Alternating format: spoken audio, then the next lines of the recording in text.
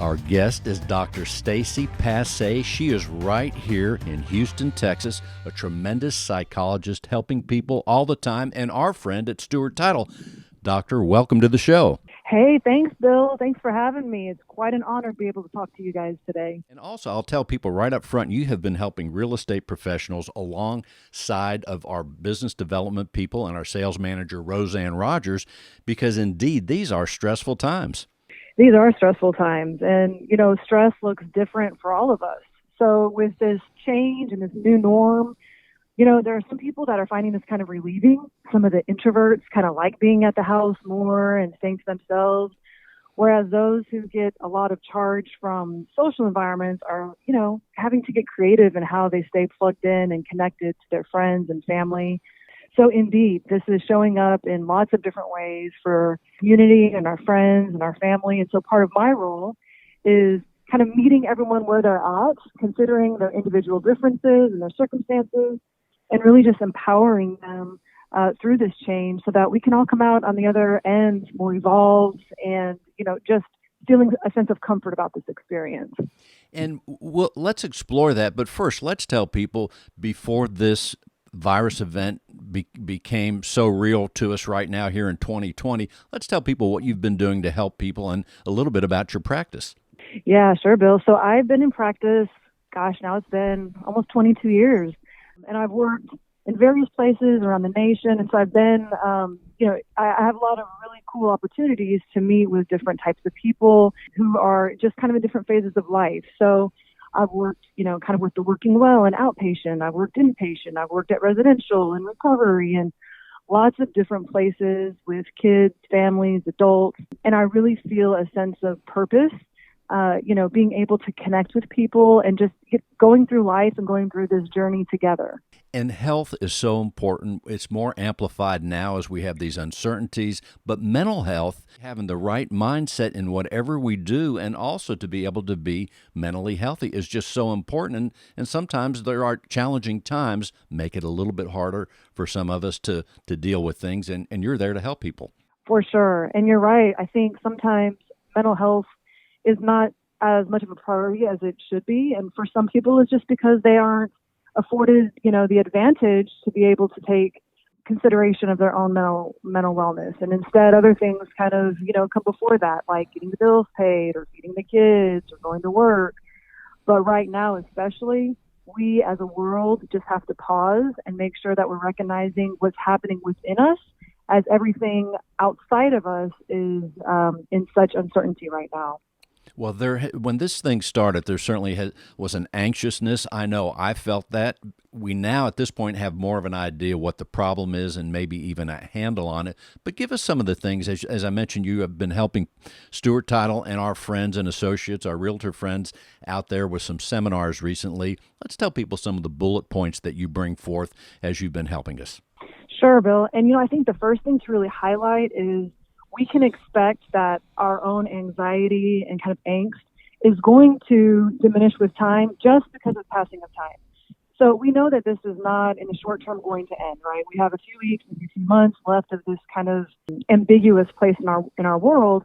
But with all things considered, we will desensitize to that anxiety.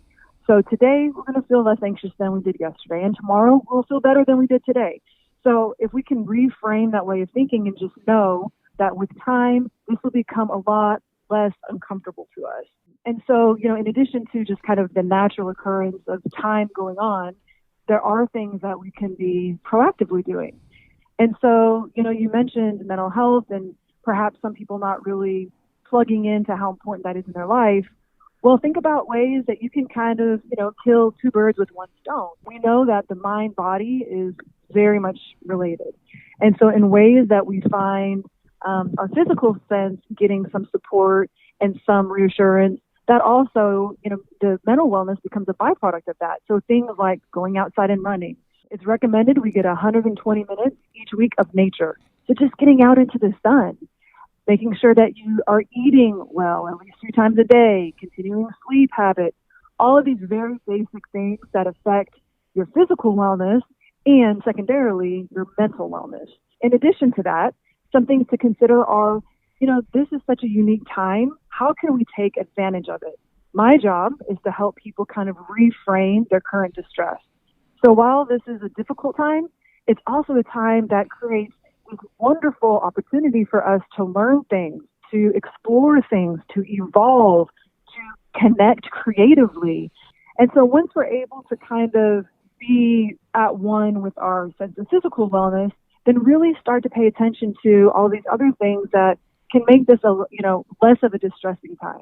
In fact, when challenges are upon us at any time, it is an opportunity for us to grow and to even, I think now as I don't think we've ever faced the term lockdown or have so many people being at home, but it's a time where it's a reflective time, and we could, as we think about coming out the other end, come back stronger, perhaps wiser, and have learned a few things along the way so that 2020 will unfold to be a very successful year for all of us and beyond.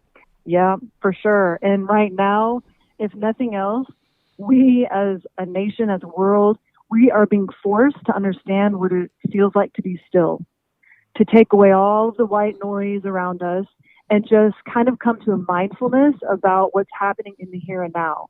And that is such a rich opportunity that does not happen in our day-to-day, because we're thinking of, getting to this next place, or doing this next thing, or seeing this next person. And now we just have to be. And I think a lot of people, without this time, in our space, in our life, we would never have learned what that feels like. And it is such an incredible experience that can absolutely be life-changing. You're exactly right. In fact, we are here in the Houston area. Certainly, it's the fourth largest city. People are saying it's the third largest city. It is, like many places, a very busy city. And those of us that are engaged, perhaps in several things, it can be very busy. That is a great point, that we can now be still a little bit, take a few notes, maybe even jot a few things down so that when the pace picks back up, we're ready to go forth and enjoy life and make our respective contributions. Yep, absolutely, though. As we think about the real estate professionals out there, one of the things that I think is that we are fortunate in the real estate profession that this still, at least in Houston, Texas, I think is a bright light in the economy.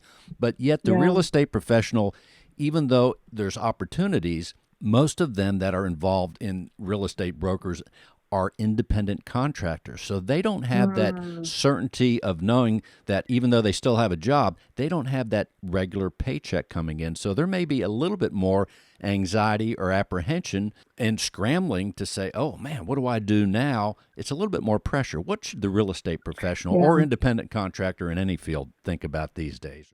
You know what? That's a great point, because while we can talk about, take advantage of this time and this is a great opportunity, the reality is that at the end of the day, people have to sustain their lives and the lives of their families. And if they're worried about a paycheck, that absolutely can kind of hijack all of these other wonderful things that could potentially be outcomes at this time. There's not really a way to negate the anxiety that people feel about their livelihoods right now. Now, a way to buffer that, a way to kind of mitigate that, would be to think about the things that you do have control of. And so what I encourage people to do is not only think about these things, but write them down. Make a list, hang it on your mirror. 10 things that today you have control over. Because right now we're feeling such a sense of powerlessness and a lack of control. Let's regain some of that and say, okay, today I can control the fact that, I'm going to reach out to 3 clients, or I can control the fact that, I'm going to go on a 1-mile jog, or I can control the fact that I'm going to help my kid get set up with Zoom. As insignificant as it might seem, psychologically, it's imperative that we are able to consider ourselves self-sufficient, autonomous, willful, because there are a lot of things that are kind of out of our control right now. What are just some of the basic things that you guide people to think about in just everyday life when it's, quote, normal? One of my favorite kind of probes to ask folks is, what would you do if you weren't afraid? And I think that question is even more relevant now than it ever has been. But nevertheless, we can think of that, outside times of distress and stress. If you did not have fear, what would you move forward and do with your life? And let's come out of that comfort zone. And it doesn't necessarily have to be something like jump out of an airplane, but it could be something so simple as invest money or get on, a dating app or consider adopting a child. Or if we're able to just compartmentalize our fears, we will get to the root of what brings us joy and we can make movement in that direction. Right now it's so easy to kind of get lost in our own day-to-day and just, survival mode, I think, is what a lot of people are in. We talk about the three ways that people often cope with crisis, and it's fight, flight, or freeze. People are either completely, going all in and fighting this thing and hoarding toilet paper and Clorox wipes, or they are flighting. They're running away, shutting down, saying it's a conspiracy, it's not that bad, or they're freezing and they just don't know what to do to help themselves. I say, let's keep in mind all those coping styles, kind of check ourselves as to where we're engaging and connect with people around us so that we can feel a support in getting through this in a healthy way. Because the more people that we talk to in our day-to-day lives, not just, friends on Facebook from high school, but people in our day-to-day lives, connect with them, check in with them, exchange with them. Let's all kind of, lean in so that we can get through this really uncertain and kind of once in a lifetime opportunity. And doctor, if someone wants to have their very own session with you, certainly the listeners here in Houston, Texas, they can reach out to you. How can they do so? Yeah, I would love to talk with anyone about how I can support them. I have a beautiful office in the heart of Montrose near downtown Houston. My phone number is 713-489-8478. And my email is Dr. Passe, Passe, at Be Someone Therapy. And it is my goal that we can all lean in and become the person that we are destined to be, not only through this coronavirus, but through the lives that we've been given. And the phone number one more time, doctor? 713-489-8478. Dr. Stacci Passe, thank you so much for being on the show.